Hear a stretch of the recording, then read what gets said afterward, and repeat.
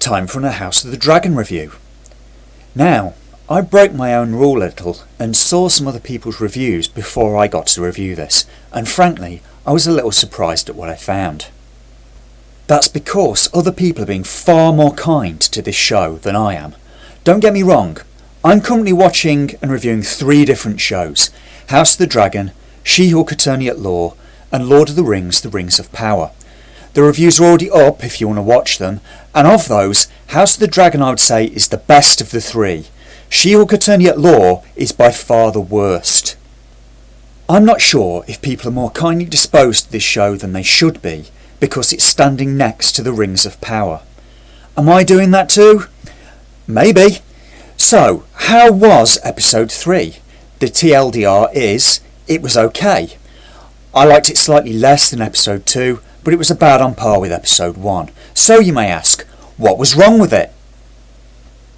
The episode opened up, and I was already excited. I was actually excited. The crab feeder is torturing people on the beach again. He isn't nice, he's sadistic, and I wanted to see him get his comeuppance. Matt Damon turns up on his dragon.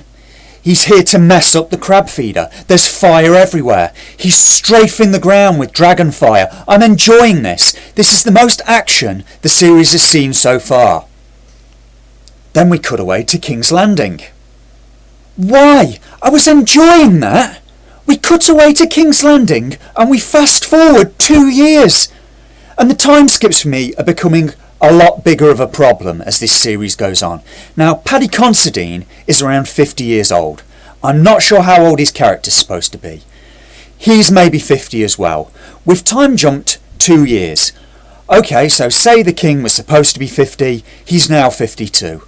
Okay, people don't change that much at that age. What is a problem is the princess and Alicent Hightower, because these young women were supposed to be 15 or 16 years old in the last episode. 15-year-old girls change a lot in 2 years. 15 years old to 17-year-old is a big jump, yet they look exactly the same. Alicent looks exactly the same, she just has a pillow up her dress. And she's already had one baby that's pushing 2 years old. The king now has a 2-year-old son with Alicent Hightower. There's lots of politics going on. Otto Hightower is pushing for his grandson to be named heir instead of the princess. And I would rather rewind 2 years and watch the war.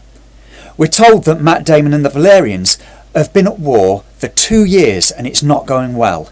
The king is counselled by Otto Hightower to refuse to send help. The king says he has no foot soldiers anyway. I wonder where they went. Oh yeah, you had them all kill each other in a tournament for your entertainment, a tournament that you then didn't even watch. The war against the crab feeder has been going on for 2 years, and frankly I really wanted to see that. I was enjoying it. The show just skipped over the part I was actively enjoying, and now we're talking about a stag hunt instead. I know battles are expensive, but you had me. This was the thing that has excited me the most in this series so far, and you cut away from it, and it all happened off camera. So I'm going to skip to the end of the episode and the battle that is at the end, and come back to the stag hunt later, because the stag hunt, surprise surprise, is kind of more boring than the fiery dragon death. This battle is visually appealing, but like a lot of battles in Game of Thrones, it makes little sense. It makes as little sense as the Battle of the Bastards or the Battle of Winterfell. It's a far cry from the Battle of Blackwater Bay that worked quite well. Here is a map of Westeros and Essos, and here are the important parts. This is King's Landing, where the king is. Here's Driftmark, where the Velaryons are. And here's Dragonstone, where Daemon and his gold cloaks are. I don't know what Daemon's feeding them. They established in Game of Thrones that Dragonstone is a barren rock where no food can be grown. I'm not sure how he's feeding an army. Here are the Stepstones, the islands where the crab feeder is. He's been raiding trade ships and is backed by the Triarchy, that is Mia, Lys and Tyrosh. It's never specified who the trade ships that are being sacked are trading with, which is a shame. The details were a lot of what made Game of Thrones interesting for me in the first place. Someone fighting someone somewhere else is less interesting then how, who and why they're fighting. The people who wrote this really need to spend some time looking at a map of the fictional world they're writing. It'd also be very helpful to show the viewers. Westeros could be trading with maybe Pentos, Bravos, Ashai, Volantis. There are not many settlements on Essos to trade with in the first place. It's unclear why the traders just don't avoid the stepstones altogether. Firstly, why would the Triarchy do this? They trade with Westeros. They're traders. Their fleets are very vulnerable to dragon fire, so are their cities, and the Targaryens all have dragons. So they're picking a fight with an enemy that could erase their cities in an afternoon. On the Stepstones, Daemon and the Valyrians have been sieging the Crab Feeder and his army for 2 full years.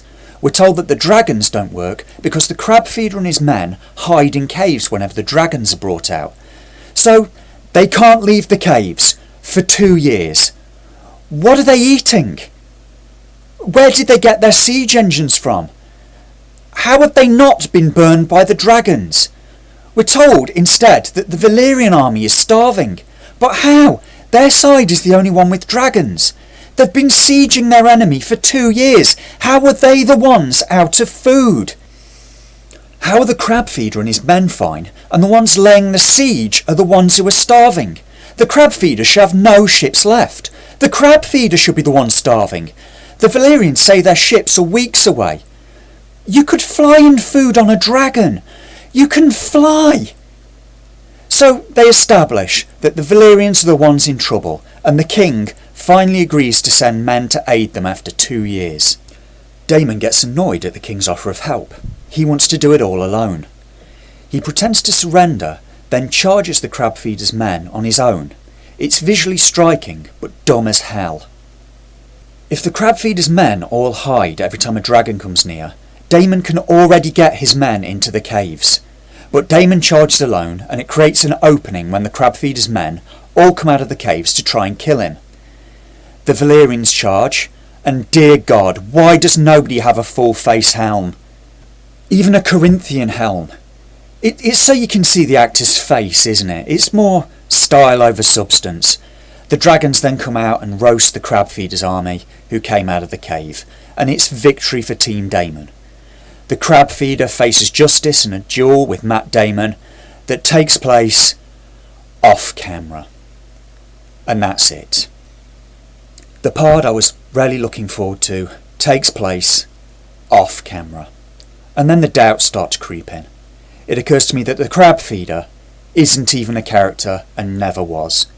In past seasons of Game of Thrones, we had Joffrey, we had Tywin, we had Cersei, we had Roose Bolton, we had Ramsay Bolton.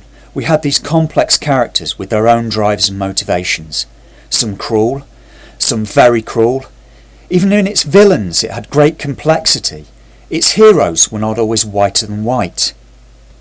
That's to say the least when we get to Daenerys. What was she in the end? A hero or a villain? And then we have the Crab Feeder, and he's not complex. He's not even a character. Did he get even a single line? He's just a guy in a mask that tortures and kills people on a beach. This episode was okay, but I feel angry at the opportunities it missed. The Crab Feeder could have been interesting. So back we go to King's Landing and the King's stag hunt. The King takes a wagon to the Kingswood with his 2-year-old son and heavily pregnant wife in it, who gets thrown around every time the wagon hits a bump. The King is written quite consistently. He's a moron. There's a lot of somewhat involved politics and political manoeuvring, so if you like that in Game of Thrones, you may well love this episode. The King is drinking a lot. He's torn on what to do about the succession. He's also trying to find a husband for his daughter. She, in her place, is very unhappy. She's headstrong and doesn't even want to get married. Her previous affection for Alicent is turned into hate. She thinks her father's going to name his 2-year-old son heir to the throne and cut her out. The King and his daughter have an argument as he tries to organise a marriage of her to one of the Lannisters that's there for the hunt. She storms off into the woods and is followed by the knight Sir Criston Cole. Lots of people make suggestions to the King, about who she should marry. Otto suggests marrying the 2-year-old son to the king's daughter, because Targaryens are weird. Another advisor says to marry the princess to one of the sons of the Valerion family, and seal the rift in their families. So that would be a second cousin as opposed to a half-brother. Nobody seems able to suggest a marriage to someone she's not directly related to. The princess and Sir Criston Cole stay out overnight and are attacked by a wild boar. The king's men capture a bad CGI stag. It looks like they got the CGI artists from She-Hulk Eterniate lore. And it's not even the white stag he was looking for. Men hold it roped while the king kills it with a spear. Elsewhere, Criston Cole and the princess see the white stag and let it go in an interesting piece of symbolism.